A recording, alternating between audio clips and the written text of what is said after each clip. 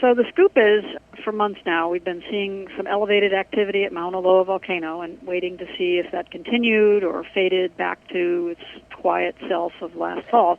And in fact, it has not returned to the lower levels of seismicity and deformation of last fall. So we've decided to upgrade the alert level to advisory from normal. That's a one-step move from the quiet normal status to advisory, just meaning that we're seeing slightly elevated earthquake counts and ground deformation rates.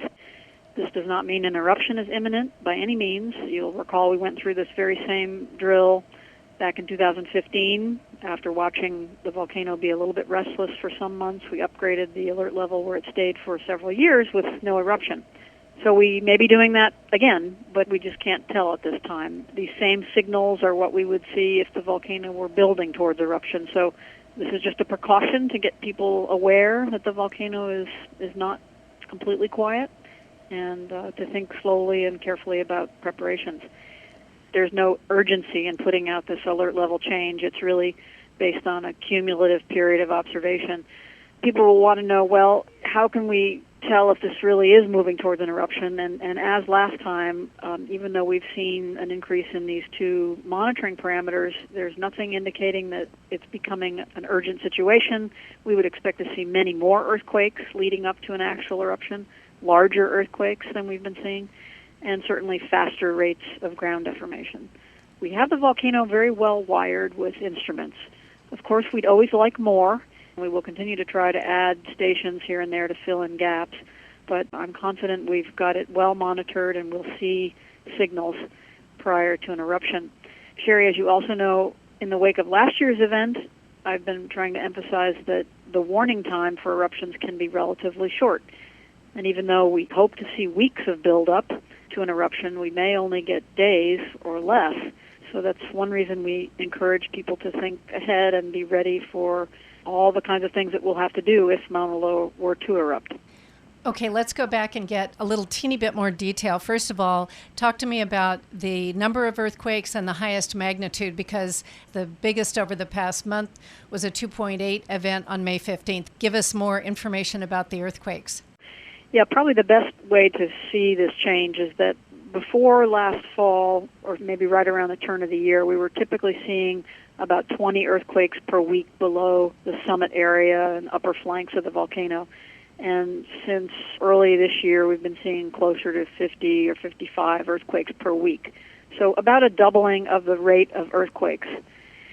And then in the deformation world, since October of last year when the rates began to pick up, we've seen about 1.5 inches, 4 centimeters or about 1.5 inches of uplift at station MLSP, which is up near the summit of the volcano.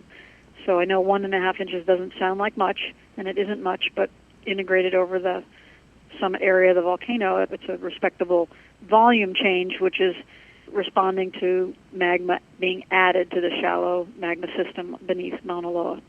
Another measurement you typically use is gas emissions. Give us information about where that is at this point.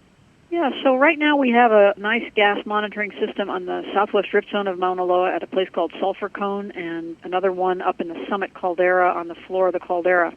Unfortunately, the caldera station has not been working for some time, and we're trying to fix that as soon as we can get up into the caldera. But the southwest drift zone station has shown nothing, no change of concern, no increase in sulfur dioxide output, no increase in temperature, nothing that would indicate shallowing of magma there. But that is obviously something we'll be watching into the future. When you talk about magma moving, I know that when Kilauea erupted, one of the issues was magma was moving downhill, and you were able to track that. Is there any comparison you can make between what happened at Kilauea in April of 2018 compared to what you see happening now at Mauna Loa? No, very different situation. So in the week or days leading up to last year's events at Kilauea, we saw very high rates of earthquake activity and ground deformation following the collapse of the Pu'u'o cone, and it was very clear that magma was moving down the rift zone and shallowing towards the surface. We're not seeing anything like that on Mauna Loa right now, but that is the kind of thing we'd expect to see leading up to an eruption. In 2015, we went through this exercise and we talked about what signals we would need to see to raise the alert level to the next step, which is called watch. and aviation color code orange. And so we have some internal benchmarks. They're not crisp, bright lines because volcanoes don't behave according to really clear scripts.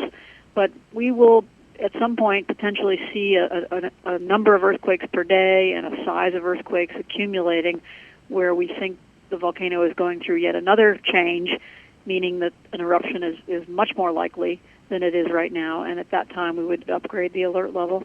One more question about Mauna Loa. Given what you're seeing, do you have any sense of where it would erupt if it were to erupt? The location of earthquakes under Mauna Loa and the pattern of ground deformation is clearly reflecting changes in the summit magma reservoir at Mauna Loa, but we can't tell yet exactly where the next outbreak will be. What we can say is that if you look at the historic 33 eruptions at Mauna Loa, they all have begun in the summit region, so either in the caldera or above elevation of about 12,000 feet. About half of those eruptions stay in that region, and about half of them then migrate down one of the two rift zones. So it's going to be very much a kind of last-minute thing which rift zone it may choose to go down. But I think one important change since the last eruption is that we have more instruments, we have more sensitivity, and so we should see those earthquakes propagating as the magma moves underground a little earlier and be able to give more warning about which rift zone is likely to unzip. If it does, maybe we'll be lucky and the next eruption will just stay up in the summit caldera.